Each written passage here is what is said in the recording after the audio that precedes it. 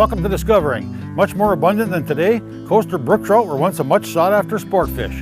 We'll take a look at some of the efforts being made to rehabilitate our coaster population. Then it's off to Little Beatty Knock for a look at some similar work being done to help gather information about walleyes. Stick around, that's all tonight right here on Discovering. The secret streams that flow beneath the cliffs of colored stone, forest thick and healthy with birch and pine and oak, surrounded by the greatest lakes this world has ever known. The black bear's awesome presence as he roams the hills and fields, call of the timber wolf, the loon's lonesome trill, the eagle soaring high above, the trout lies deep and still. These are what I treasure,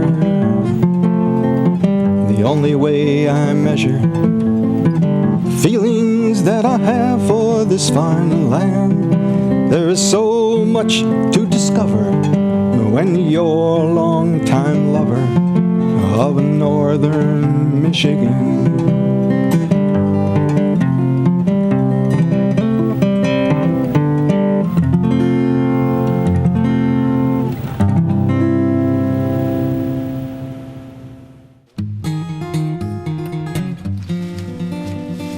Electro fishing is a common scientific survey method used by the Department of Natural Resources to help get a better picture of what a particular stream holds as far as fish, species, strain, and size.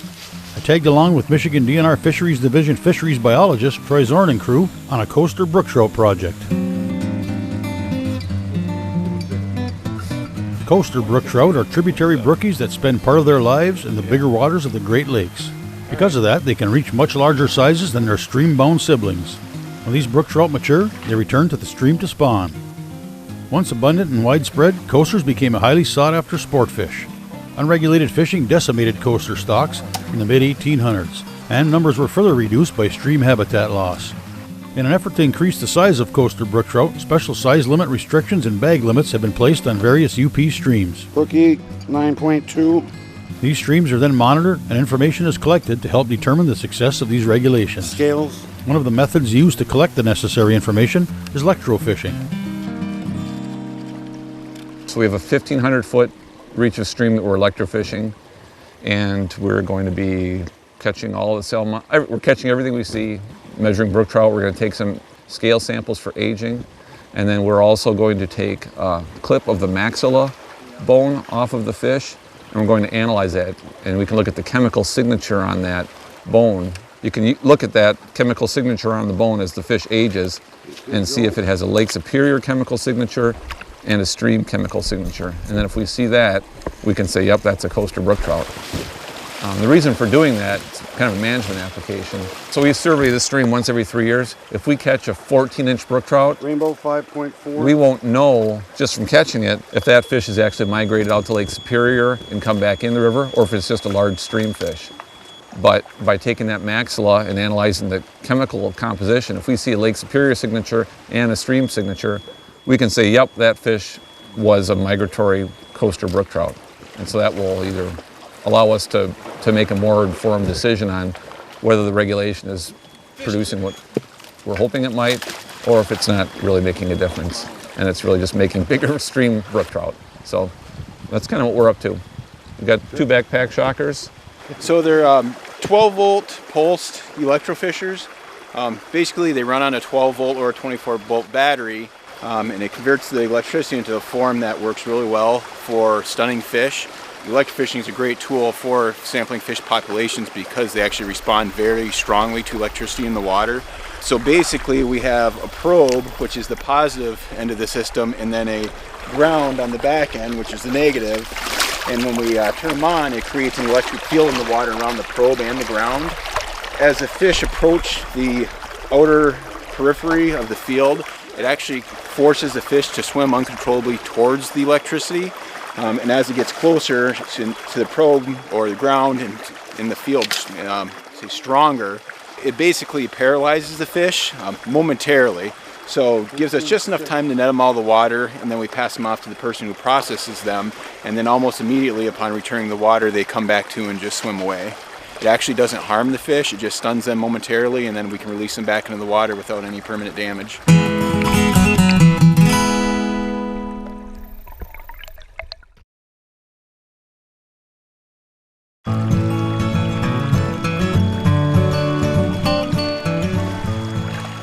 This project got started, I heard a presentation at a meeting about 5 or 6 years ago. Minnesota DNR had put a special regulation on the lower part of their tributaries to Lake Superior that drain in from the North Shore.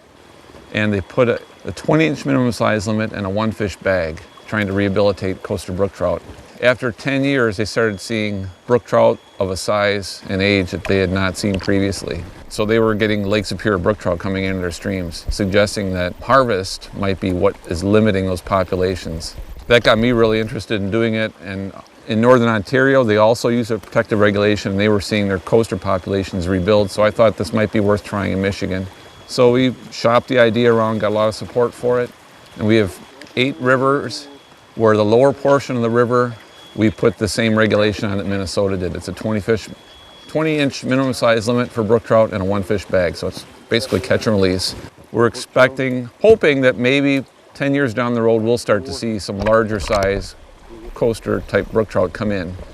And so we're evaluating these study reaches and also some other reaches where we don't have the experimental regulation on. They're the control reaches, and we're going to compare and see how the responses over time differ between the reaches with the regulation and those without it. Yeah, that first one's a little coho. This is a coho. These are juvenile coho salmon. They got real vertical marks. These are par marks. See that hook on the tail? That's a good diagnosing thing for a juvenile coho. Right there, not on the tail, but see that little fin at the bottom, the anal fin? So that's a juvenile coho salmon. So we'll just get a length on those. So I guess what we're catching is not too unusual for a lot of small cold water tributaries to Lake Superior, at least in the Marquette-Barriga County area that I've sampled. A lot of juvenile coho, a lot of juvenile rainbow, some brook trout, not tons. Actually, several of the streams with this regulation are kind of marginal or maybe even too warm for year-round trout use, but one of the theories for what stimulates the coastal brook trout life history is that the fish spawn in the riffles, and those that don't head out to the lake before the water gets too warm die. So they're forced to out-migrate to the lake if they want to survive, and that may select for or perpetuate that type of life history. So we have a couple streams that are pretty marginal. One of them is actually below Lake Independence, where we don't see any resident trout, but we have seen a couple of large brook trout there in the fall, which kind of would fit with that theory that warmer water may trigger or make an out-migration necessary. And if the fish imprint on that area because they were spawned in that area, and they may migrate back in there to spawn in the fall. So whether that plays out or pans out, we'll see how it works. But that's one of the areas where we can use that microchemistry of the maxilla. We're going to get some of the fish in there. We'll be able to look at those fish and say, yep, this fish was in Lake Superior and it came up in the river. The other interesting thing that adds kind of credence to the idea that harvest may be limiting this coastal brook trout, the occurrence of coastal brook trout in Michigan, is we look at where the two populations are. One is Isle Royal, very inaccessible, very limited kind of sport fishing. The other is the Salmon Trout River. That's the only population in the South Shore of Lake Superior, and that's all almost entirely surrounded by private clubland. I think there's one road crossing that's accessible to the main part of the river. And so those fish have been very lightly fished for many years, and theoretically that may have allowed those populations to persist, whereas the others got knocked out. And there was a article, it's about 1850 or 1850s-ish, I don't remember exactly, but the person there reported that coastal brook trout in the Marquette area were fished out at that point. So there probably weren't a whole lot back then if they think they fished them out 150 years ago with the type of technology they had. So it's an interesting argument. Hopefully this will make a difference, but it'll be a little while before we find out still.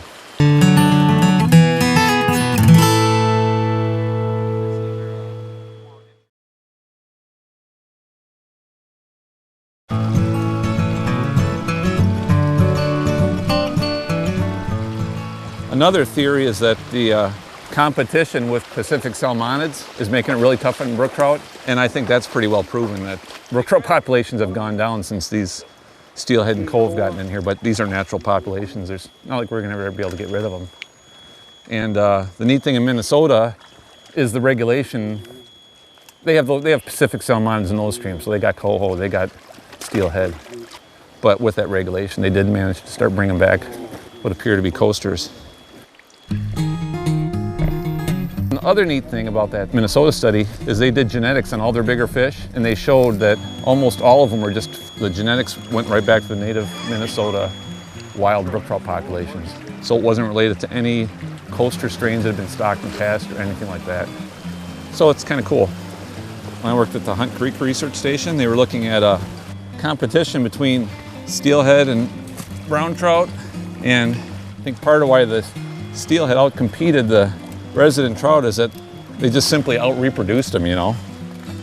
A big 10-pound steelhead comes in there and it's got thousands and thousands of eggs, and it can just put many more juveniles into the stream than a resident brown or brook trout can, just because it has more food resources available to grow and produce a ton of eggs.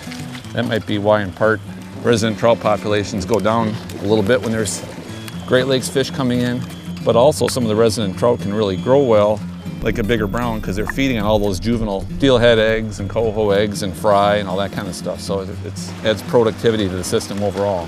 So there's pros and cons, you know.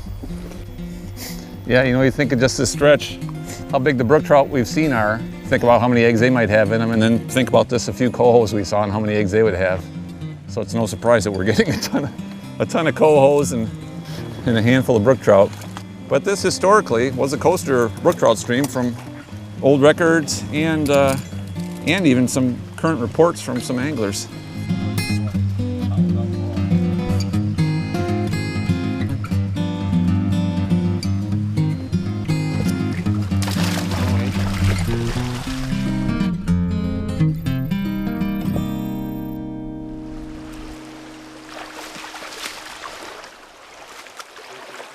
So what we're doing here is measuring the discharge of the stream.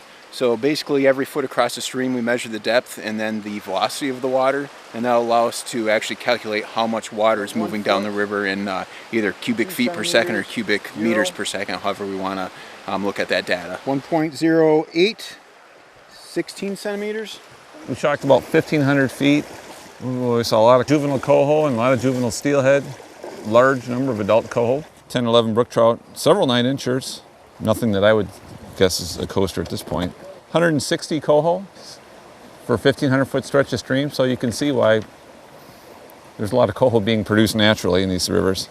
Looks like 60 or so rainbows, about 40 or 50 sculpin, 15 to 20 adult coho salmon, and they were in here to spawn. And then a few other species. One interesting one was the Burbot, which lives in Lake Superior. It's a cold water fish, and we often see it in some of our trout streams. So it looked good. Obviously there's Great Lakes spawning salmonids that come in here, and maybe someday there'll be some Great Lakes brook trout that'll come in here. But I also had the opportunity to tag along on a similar electrofishing mission, this time in a boat on Little Beatty Knot for walleyes. so the boat has 2 anodes off the front, and we'll motor over these shallow areas, and hopefully we'll stun a few fish. They'll be attracted to that field, swim up towards the anodes, and we'll be able to dip them up, and then we'll take them over to Dr. Iserman and crew, and they'll put the tags in them. When the water gets cold like this, the walleyes will move up into shallow areas. They'll come up and forage in these shallow areas and are much more vulnerable than the electrofishing gear. We've got a project we're working with the University of Wisconsin Stevens Point and the Wisconsin DNR, and trying to better understand the sources of walleye to the population in Green Bay as a whole. We're tagging 18+ inch walleye with acoustic telemetry tags, and we have different areas of the bay kind of cordoned off with curtains of receivers. So for example, we're at the mouth of the Rapid and Whitefish River. We have a couple of receivers in each river, and if a fish with one of these tags swims by that receiver, it pings the receiver and will tell us that the fish went up the river. We got funding to put antenna arrays at most all of the major tributaries to Green Bay. Where the Door Peninsula cuts off Green Bay from the main basin of Lake Michigan, we have antenna arrays all along that chain of islands so we can see if a fish leaves the main basin. And then we have the southern part of the bay, the central part of the bay, and the northern parts of the bay cordoned off with curtains of arrays. And then also Big Bay and Little Bay to Knock at Saunders Point in Gladstone, which is where the bay kind of narrows up. So we can see a fish move past any of those points. Plan is to tag 100 walleyes in the southern part of the bay, in the central part of the bay, and in the northern part of the bay, and then see where those fish are going throughout the year, where they're spawning, when they're leaving spawning areas, if the fish from the southern part of the bay are going to the central part of the bay or the northern part of the bay. So kind of tracking the movement of all these fish over basically almost the course of their lives, 4 or 5 years. So we're out here hoping to get some fish before they start moving into the areas where they spawn. So at the end of the year, the crew from the Hammond Bay Biological Station, who are also collaborators on this project, and they've got pinpoint GPS, so they go in there late in the season and they pull up those antennas and they download the information, and then they'll redeploy them next spring.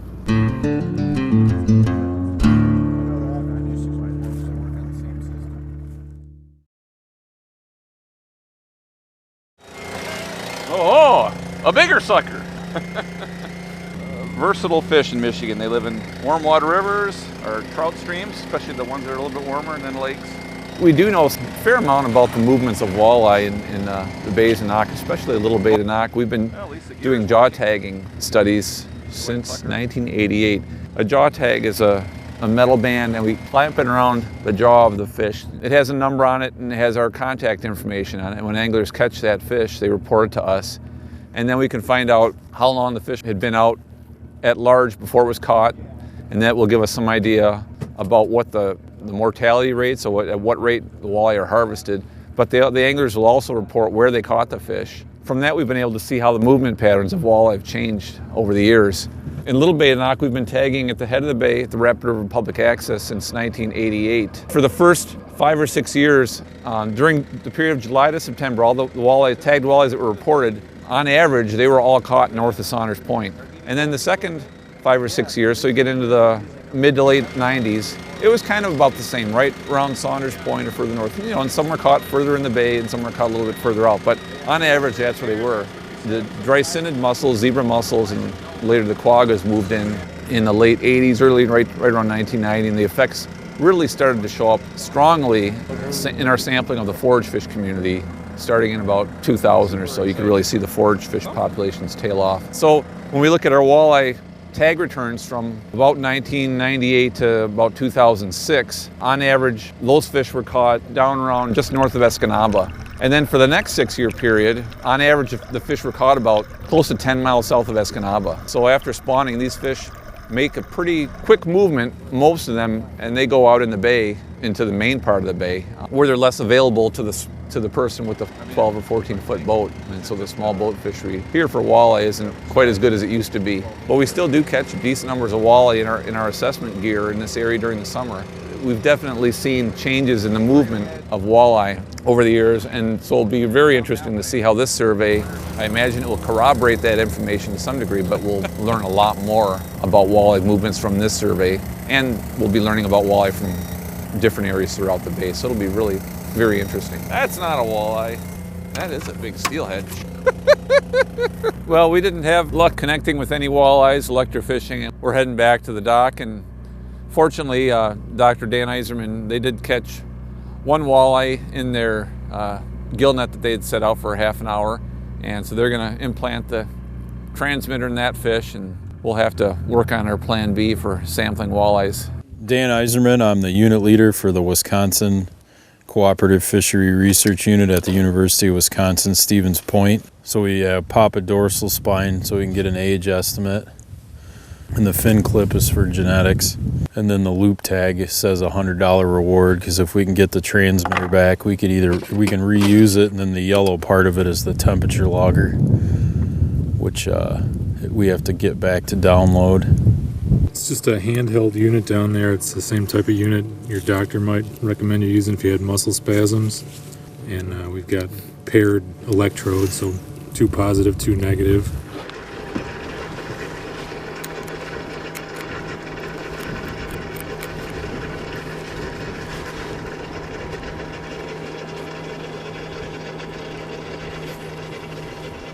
Girl. So it's a acoustic transmitter it pings so we can listen for it, and it'll last about 4 years. So we have receivers all out in Green Bay. There's a couple up in the Rapid, a couple up in the Whitefish River. So if the fish passes by those locations, it gives us a date and a time when the fish was there, and we're really trying to see where they end up going to spawn.